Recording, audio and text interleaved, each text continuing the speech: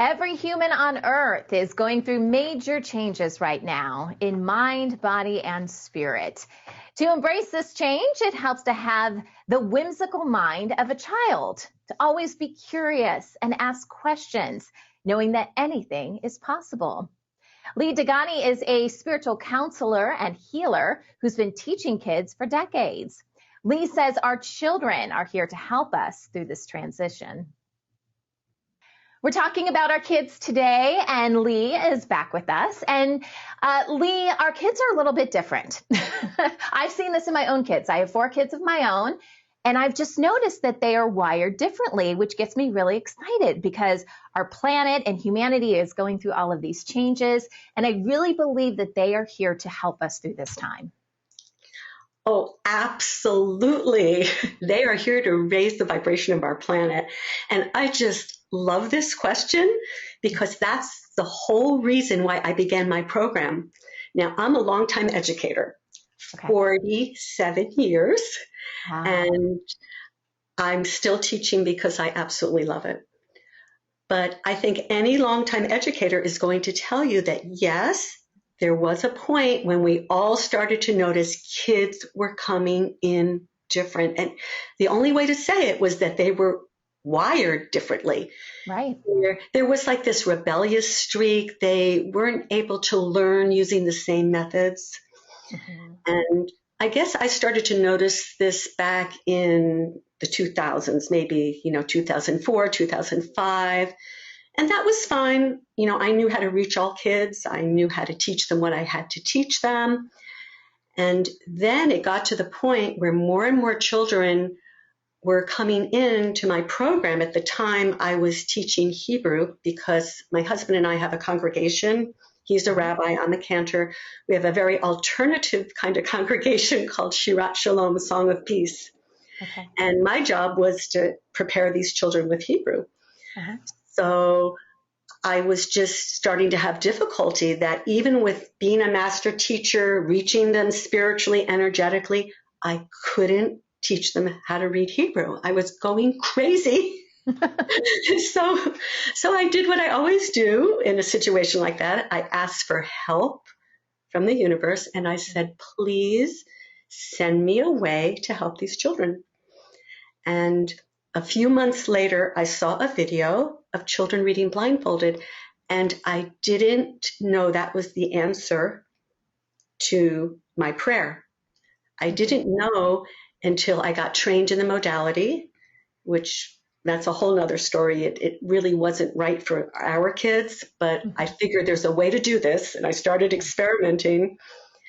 And once the kids, I call it activated, they started to get activated, that they could, actually see without their physical eyes.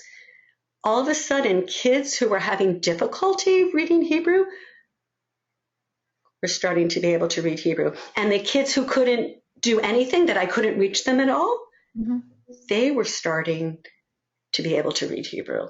So I just came to the conclusion that, you know what? These kids are wired differently, and it's forcing us, and I don't want to say forcing, but directing us, guiding us, so that we find methods that are on their level. Yeah. And we have to work with this higher energy, this light energy, and it helps them remember that they have access to that.